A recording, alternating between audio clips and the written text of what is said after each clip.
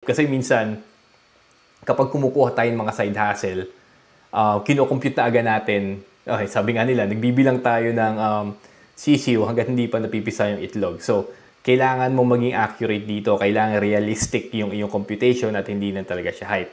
And then yung path na tinatawag natin is ano yung exact 3 steps mo for this week na makukuha mo yung side hustle mo.